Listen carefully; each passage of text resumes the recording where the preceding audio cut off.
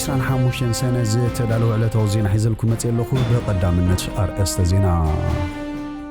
كاب أوغندا ناب دو سودان زل أخ نجراتتي 700 بإيرتراويان أو فرتي خمز كإرتجليتو أب كينيا زي تفلالي كتماتات حيال حزبوي تقاوموتات يكايدالو بعطوات ميانمار تتحيزم زنبرو إثيوبيوان ناب هاجروم تمديسوم أب هوسبيتال بز تفتسمه زسكحك أحمد كعتي هتصانات تقاتيلوم زي خبركم تهاتلتي أزن كالن زي دزس مربعتي زلكم متسيلخو كسام مردات همساي كتصحنون دحتتكو أبزا چانال دما نايوترو تخطاتلتين مخان سابسكرايب مبار سررانا نخدكونو بخبري يعدمكم كاب أوغندا ناب دو سودان زل أخ نجراتتي 700 بإيرتراويان أو فرتي خمز كإرتجليتوم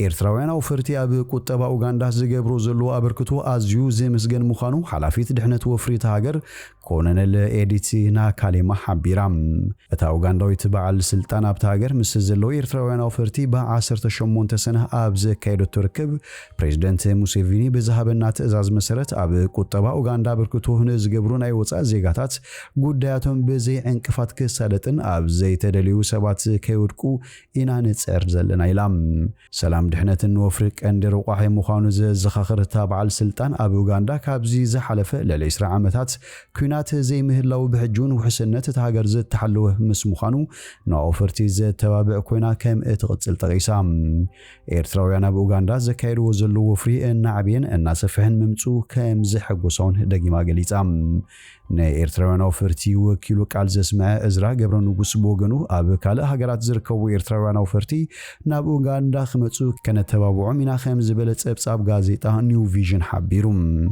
تأسفى علم قرهاتو استبالك على إيرتراوي أو فاردما أوغندا هاجرنا يكنبل نخلينا قبل أبت هاجر نزفتر اللهم هنا يوفر عدلات أمسكينهم تهاجر نزيز حلف 4 عامات زلوا سلامن ጸጥታን ወፍሪ ከም ዘተባበዕ ብምጥቃስ ካብ ኡጋንዳ ናብ ደቡብ ሱዳን ካብ ዝላ خلقت ነገራትን አቁሑትን እቲ 700 ብኤርትራውያን ፍርቲ ከም ዘካየድ አረጋግጹም ኣብ ናይ ወጻእ ባጤራ ኡጋንዳ ገዚፍ አበርክቶ ይገብሩ ምህላዎም ዝሐበረ ተስፋለም አበርክቶ ምን ካብ ኡጋንዳ ንደቡብ ሱዳን ሓሊፉ ክሳብ ሩዋንዳ ብሩንዲ ዲሞክራሲያዊት ሪፐብሊክ ኮንጎን ከም ዝዝርጋሕ አመልኪቱም ኣብ ኡጋንዳ ዝርከቡ ኤርትራውያን ፍርትን ነጋዶን ዘንቀሳቀሱ ሆም ድማ በመልክዕ ሓዋላ ምርዓን ካልእ ማሕበራዊ ጉዳያትን ካብ ኤርትራውያን ናብቲ ሃገር ዝውሕዝ ናይ ወጻእ ባጤራ ዓመታዊ 13 ቢልዮን ዶላር ኣብ ቁጠባ ኡጋንዳ ከም ዘበርክት ናይል ፖስት ኣብ ዝሓለፈ ዓመት ምጥቃሳ ይዝከር ኣብ ኤርትራ ናይ ወፍርን ንግድን ዕድላት ዝሰኣኑ ኣዝዮም ብዙሓት ኤርትራውያን ኡጋንዳ ኣብ ዝርከብን ሓያሎ ሃገራት ኣፍሪቃ ብዘካየዱ ዘለዉ ንጥፈታት ኣብ ቁጠባትን ሃገራት ሩያ ኣበርክቶ ከም ዘለዎም በብእዋኑ ክግለጽ ጸኒሑ ኣብ ኬንያ ዝተፈላልየ ከተማታት ሓያል ህዝባዊ ተቃውሞታት ይካየዳሉ እትሎም 25 ሰነ 2025 ኣብ ርእሰ ከተማ ናይሮቢ ሞምባሳ ኪሱን ዝኣመሰላ ከተማታት ዘካየድ ዘሎ ተቃውሞታት ነቲ ቅድመ ሓደ ዓመት አንጻር አካታይ እማም ፋይናንስ መንግስቲ ዝተካየዱ ሰልፍታት ንምዝካር ዝዓለመዩም ኣብተዋን ፕሬዝዳንት ዊልያም ሩቶ ነቲ መንግስቱ ዘቅርቦ ወሰኺ ግብሪ ክስሕቦ እኳ እንተተገደደ እቲ ተቃውሞ ግን ካብ ስልጣኑ ክወርድ ዝቅርብ ጻውዒታት አንጻር ጭካነ ፖሊስ ዝገልጽ ቁጥዕን ተቀይሩ ምንባሩ ይዝከር ኣብ ጥርዚ ጸረ መንግስት ዝተካየዱ ተቃውሞታት ገለ ካብቶም ተቃውሞታት ዘስምዑ ዘሎ ሰባት ናብ ውሽጢ ህንጻ ባይቶ ብምእታው ንብረት ከዕነው ኣብ ማሕበራዊ መራኸቢታት ኣብ ዝተዘርግሑ ቪድዮታት ተራእዮም ነይሮም ኣብቲ ኣብ 2024 ዝተካየደ ተቃውሞ ብውሕዱ 67 ከም ዝተቀተሉ ተጣበቕቲ ሰብኣዊ መስላት ይገልጹ እዝነቶም ቅድመ ሓደ ዓመት ኣብ ዝተካየደ ሰፊሕ ሰላማዊ ሰልፊ ዝመቱ ሰባት ንምዝካር ዘካየድ ዘሎ ተቃውሞታት ሓይልታት ጸጥታ ኣብ ናይሮቢን ካልእ ዓበይቲ ከተማታትን ተዋፊሮም ኣለዎም ኣብ ሃገር ካብ ዝርከባ 47 ግዛኣታት ብውሕዱ ኣብተን 20 ተቃውሞታት ይካየድ ከም ዘሎ ሰፊሕ ተነባብነት ዘለዋ ጋዜጣ ዴይሊ ኔሽን ሓቢራም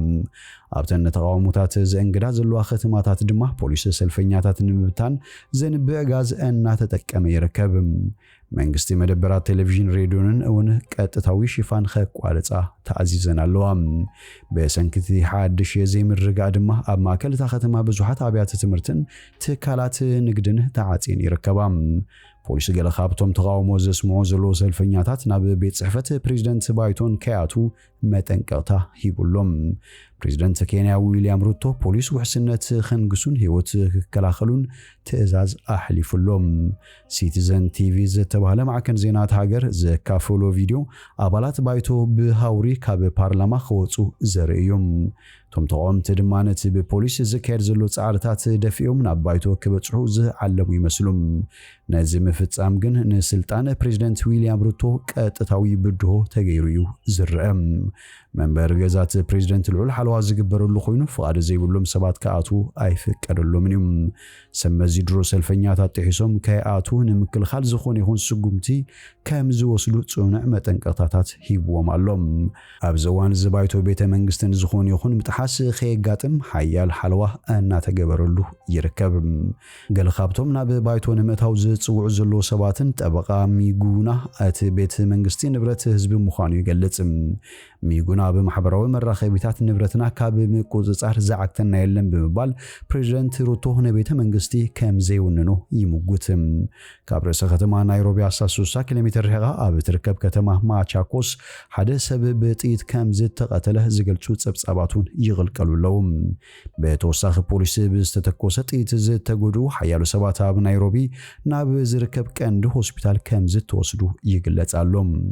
ብውሕዱ 10 ሰባት ብጥይት ከም ዝተቀተሉ ትሕብር ሲቲዝን ቲቪ ሕሙማት በተንቀሳቃሲ ዓራት ናብቲ ናብ ናይሮቢ ዝርከብ ሃገራዊ ሆስፒታል ኬንያታ ከኣቱ ዘርኢ ቪድዮ ለጢፋላ ኣብቲ ክሊፕ ሓደ ሰብኣይ ነቲ ፈነወ ፖሊስ ተኹሲ ከም ዝጀመሩን ሓደ ካብ መሳርሕቱ ድማ ብጥይት ከም ዝተቀተለን ክዛረብ ዝስማዕ እዩ ብዕጡቃት መማርት ተታሒዞም ዝነበሩ ኢትዮጵያውያን ናብ ሃገሮም ተመሊሶም ካብ ማዕስከራት ገበን ሳይበር ሚያንማር ሃዲሞም ብዕጡቃት ዝተታሕዙ 751 ኢትዮጵያውያን እቶም መወዳት 49 ግዳያት ተማሊህ ናብቲ ሃገር ከም ዝተመለሱ ኣተሓባሪ ኮሚቴ ምንጭታት ኣብ ታይላንድ ሓቢሮም እቶም ካብ ማዕስከራት ገበን ክወጹ ዘይከኣሉ 42 ግዳያት ክሳብ ሕጂ ኣብ ኣዝዩ ኣሰካፊ ኩነታት ከም ዘለውን ሓደ ካብ ህንፃ ነብሱ ዝደርበየ ኢትዮጵያዊ ከም ዝሞተን ኮላይ ተገሊጹ እቶም ናብ ሃገሮም ዝተመልሱ ኢትዮጵያውያን ካብ ወርሒ ለካቲት ጀሚሮም ብዲሞክራሲያዊ ካረን ገበርቲ ሰራዊት ዲኬባን ንሓይሊ ሓለዋ ዶባት ዝፈልጡ ዓመስቲ ሚያንማር ተታሒዞም ከም ዝጸንሑ ይፍለጥ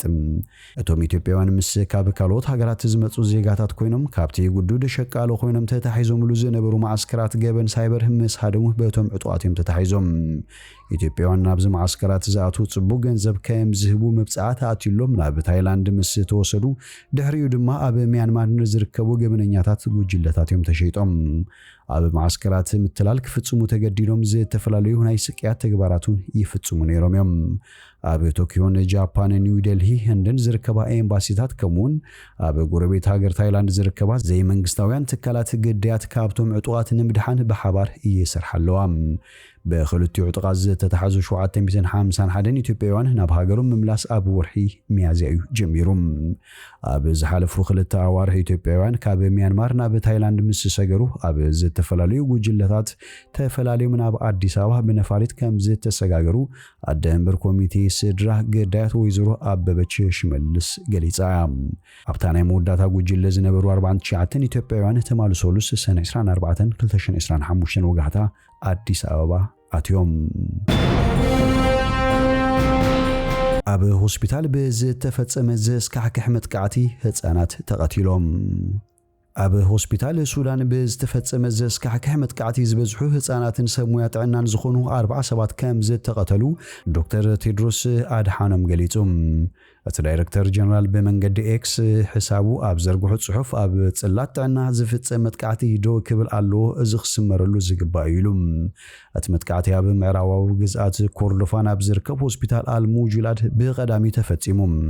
ሆስፒታል አልሙጁላድ እቶም ሳልሳይ ዓመት ኣብ ዘቁፀረ ኩናት ሕድሕድ ሱዳን ተጸቢሎም ዝርከቡ ሰራዊት ሱዳን ሓይልታት ዳዕመ ሰሪዕን ይዋግኡሎም ካብ ዘሉ ግንባራት ኣብ ቀረባ ርሕቀት እዩ ዝርከብ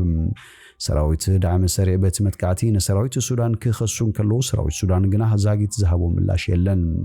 ሕብራት ሃገራት እዚ ደማዊ ኩናት ኣብ ዓለም እቲ ዝሓሰመ ቅልውላዊ ሰብ ከም ዘሎ በተደጋጋሚ ገሊጹ እዩ ኣብ ዳርፉር ዝተፈጸመ ምድቃቕ ዓሌት ሓዊሱ በዚ ኩናት ኣብታ ሃገር ኣሽሓት ሰላማውያን ሰባት ተቐቲሎም ሚልዮናት ከም መዛበሉ ተገዲዶም ኣለዉ ኣብ ሱዳን ዝርከብ ቤት ጽሕፈት ውድብ ጥዕና ዓለም በቲ መጥቃዕቲ ካብ መንጎ ዝተቐተሉ ልዕሊ 40 ሰባት እቶም 6 ህጻናት 5 ድማ ሰሙያ ጥዕና ከም ዝኾኑ ኣፍሊጦም ብዙሓት ሰባት ከም ዝተጎድኡን ሓቢሮም ብኽልቲኦም ተዋጋእቲ ንዝፈጸሙ ግህሰታት ዝስንድ ጉጅለ ጠበቓታት ድማ እቲ ሆስፒታል ወሳኒ ዝኾነ ሕጽበት ኩልሊት ወይ ከዓ ዲያሊሲስ ሓዊሱ ካልኦት ኣገልግሎታት ይህብ ከም ዝነበረ ሓቢሮም ኔትወርክ ዶክተር ሱዳንን ጉጅለ ጠበቓታት እዋን ሓደጋን ሰራዊት ሱዳን ነቲ ቀዳም ኣብቲ ሆስፒታል ዝተፈጸመ መጥቃዕቲ ተሓትቲ ምዃኑ ገሊጾም ኔትወርክ ዶክተር ሱዳን ሰራዊት ሱዳን ኣብ ሆስፒታል አልሙጅላድ ንዝዓስከሩ ተዋጋእቲ ሓይልታት ዳዕመ ሰሪዕ ንምቕታል ምፍታኑ ጠንቀቲ መጥቃዕቲ ምዃኑ ሓቢሮም ሓይሊ ዳዕመ ሰሪዕ ኣብቲ ሆስፒታል ዓስኪሩ ንዝብል ክሲ ዝሃቦ ምላሽ የለን ሰራዊት ሱዳን ናብቲ ብኔትወርክ ዶክተር ሱዳን ዝቐረበ ክሲ ርእይቶ ኣይሃበሉን